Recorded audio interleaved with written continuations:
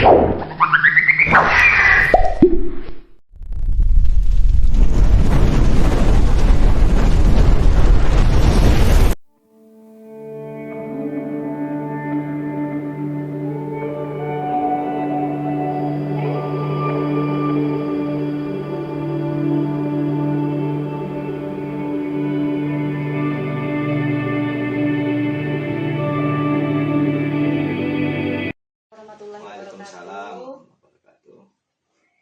maaf ini sebelumnya ya Pak Afandi, saya selaku calon guru penggerak ada tugas mewawancarai pimpinan 2-3 kepala sekolah.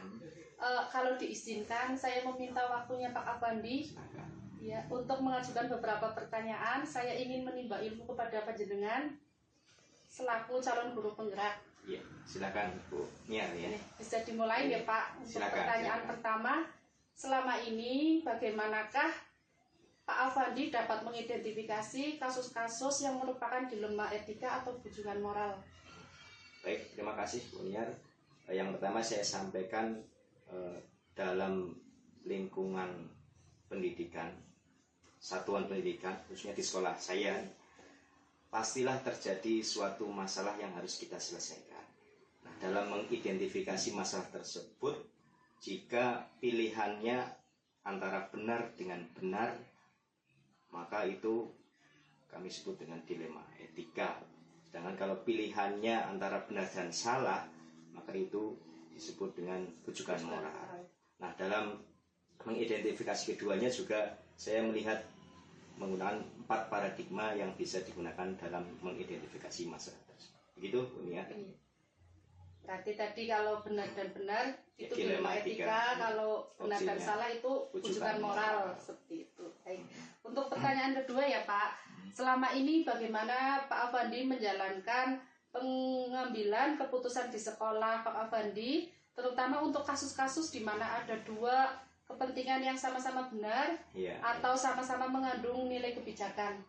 Iya, untuk kasus yang mengandung nilai dua-duanya benar atau dilema etika, kami mempertimbangkan semua fakta-fakta yang terjadi, atau kami identifikasi dulu masalah yang terjadi, siapa saja yang terlibat, kemudian kami ajak semua yang terlibat untuk berdiskusi sehingga menghasilkan keputusan yang merupakan jalan tengah, jalan keluar, atau dalam bahasa ini ilmu guru penggeraknya panjenengan mungkin disebut opsi trilema, yaitu opsi di luar dari 2 yang tersedia sehingga menghasilkan keputusan yang win-win solution. Artinya bisa menguntungkan antara kedua belah pihak. Karena ini memang pilihannya antara benar dan benar, semuanya benar, tidak ada yang salah. Jadi harus ada opsi yang win-win solution itu. Gitu. Baik, berarti untuk ke pertanyaan selanjutnya ya Pak, pertanyaan ketiga, langkah-langkah atau prosedur seperti apa yang biasa Pak Afandi lakukan selama ini?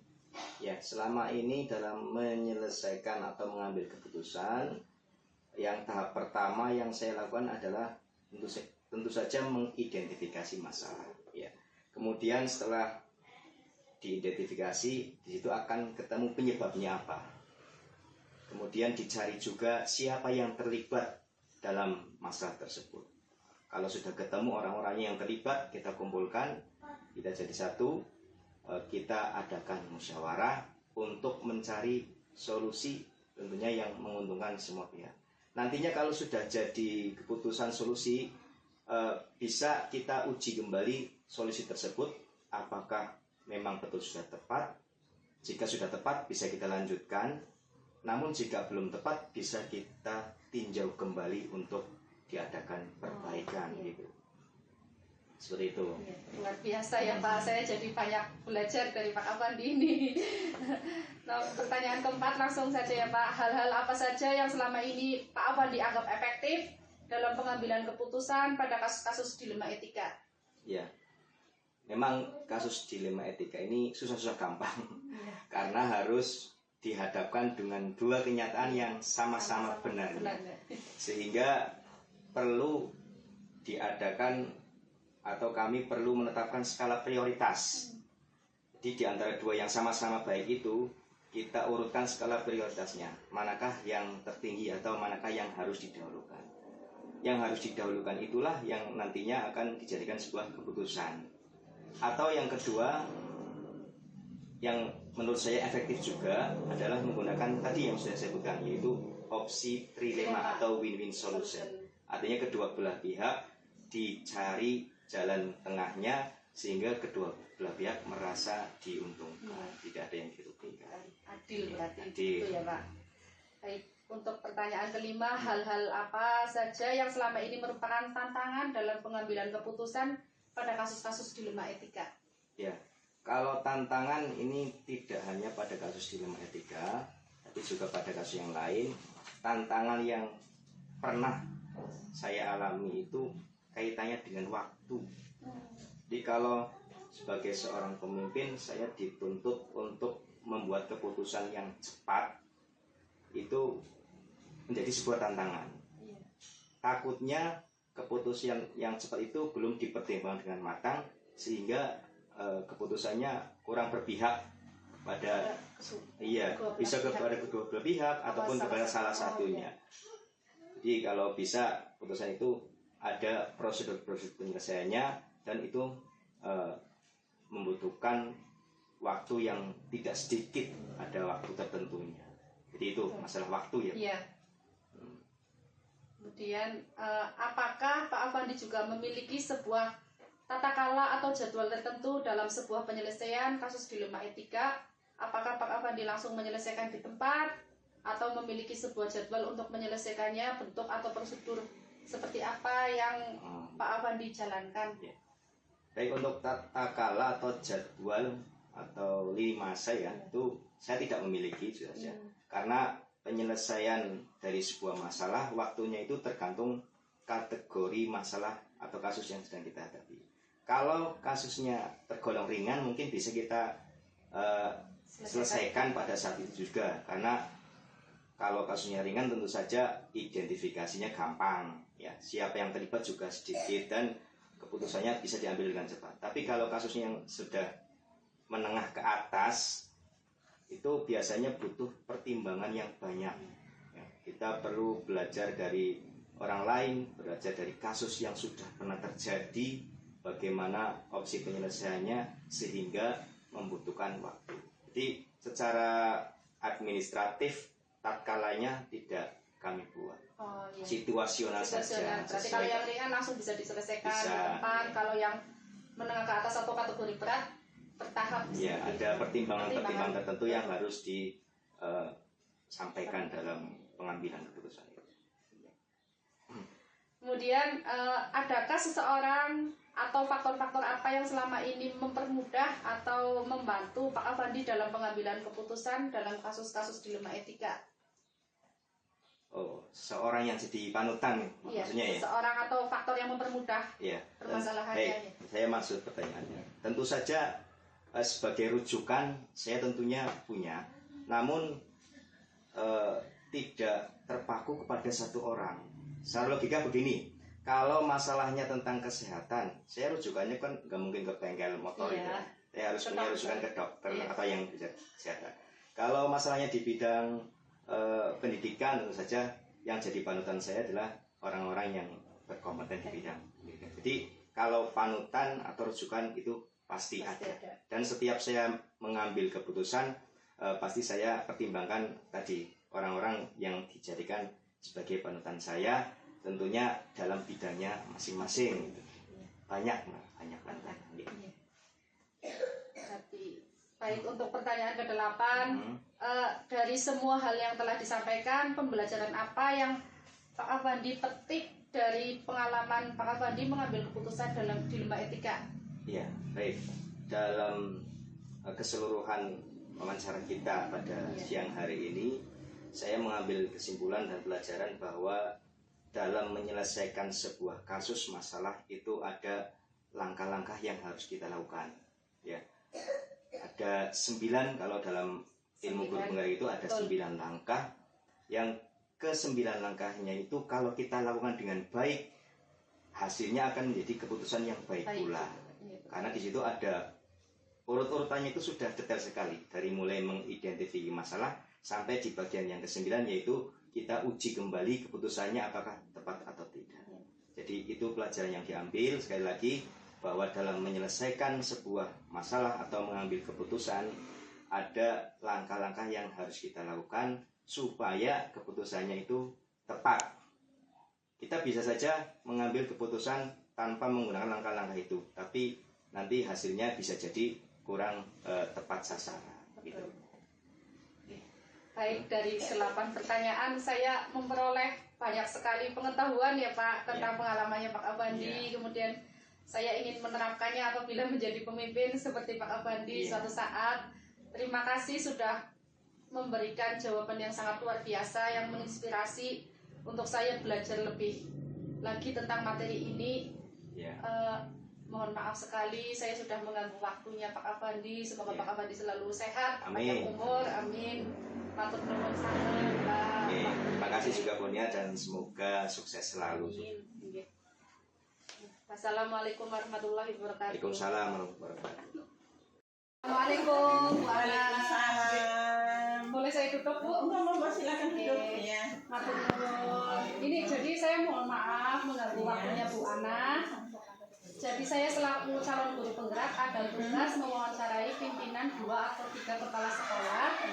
Kalau diizinkan, saya minta waktunya Bu Ana. Boleh, silakan. Untuk mengajukan beberapa pertanyaan. Saya ingin menimba ilmu sebagai calon guru penggerak terhadap atasan. Bisa dimulai ya Bu. Monggo.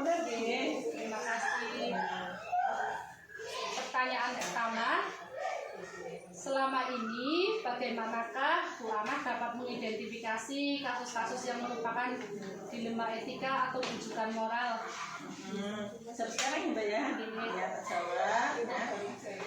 Saya melihat bahwa kasus dilema etika di mana benar melawan benar, di mana harus memilih antara pilihan-pilihan yang sulit dan harus memutuskan antara kedua pilihan yang sama-sama benar secara moral tetapi saling bertentangan.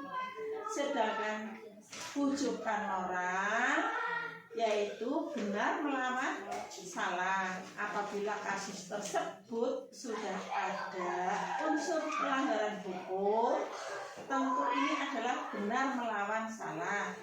Setiap ada masalah harus dianalisis lebih dulu permasalahannya sehingga tepat dalam pengambilan keputusan nantinya itu Mbak.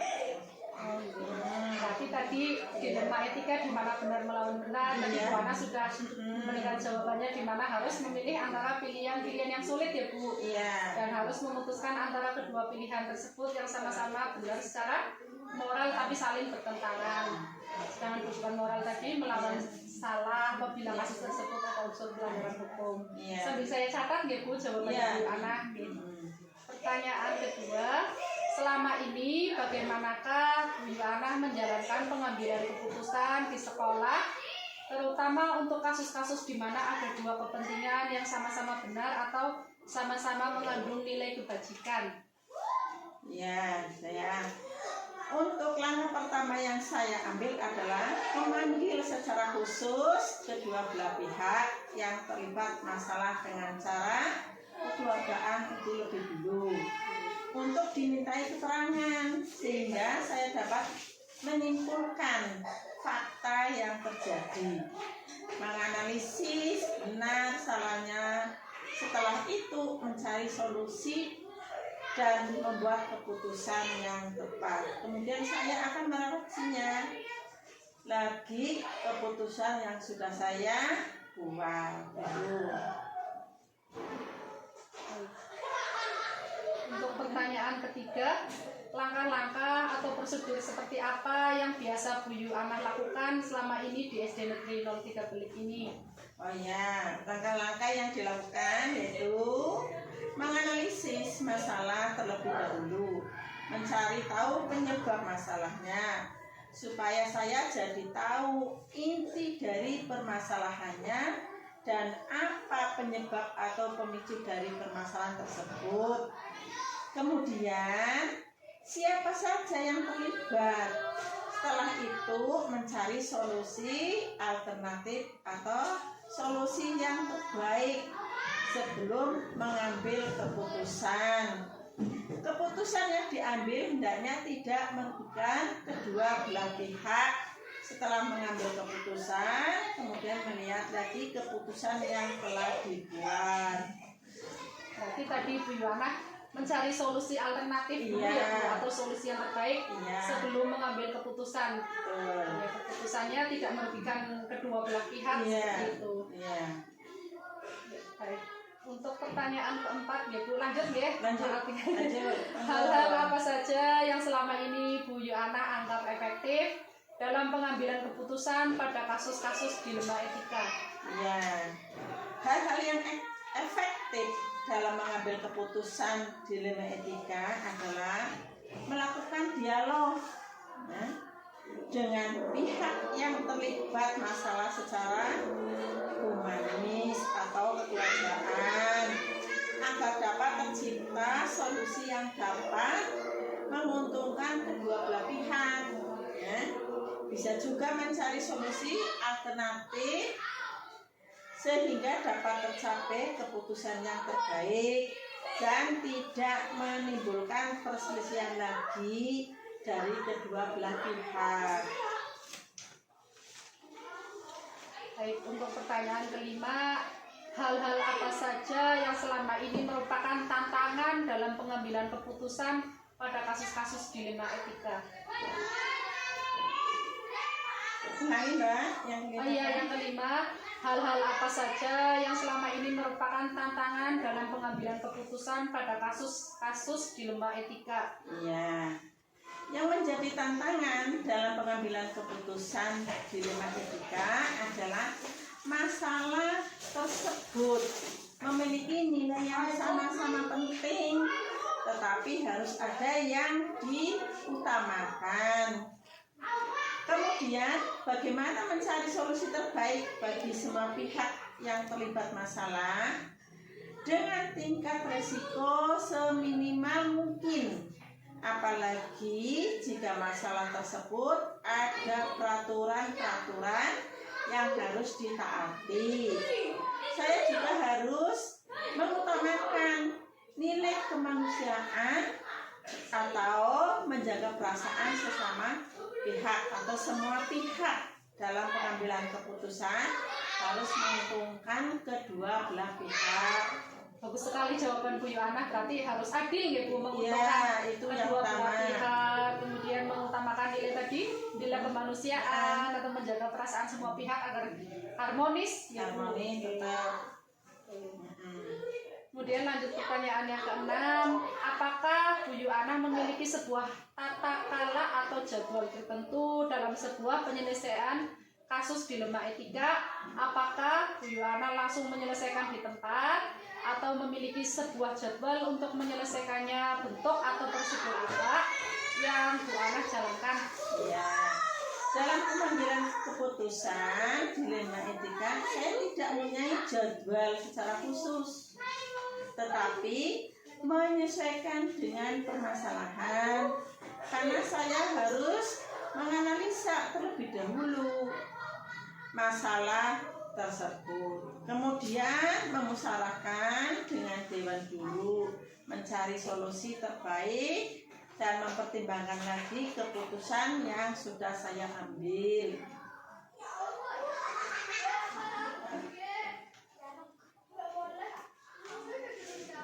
Tadi untuk pertanyaan ke-6, selanjutnya pertanyaan yang ke-7 ya Bu. Yeah. Adakah seseorang atau faktor-faktor apa yang selama ini mempermudah atau membantu Bu Yohana dalam pengambilan keputusan dalam kasus-kasus dilema etika? Dalam faktor-faktor ini yang selama ini mempermudah atau membantu saya dalam pengambilan keputusan adalah dalam pengambilan keputusan saya selalu mengajak orang-orang yang mempunyai kedekatan dengan orang yang sedang mengalami masalah untuk membantu mencari solusi atau alternatif yang terbaik.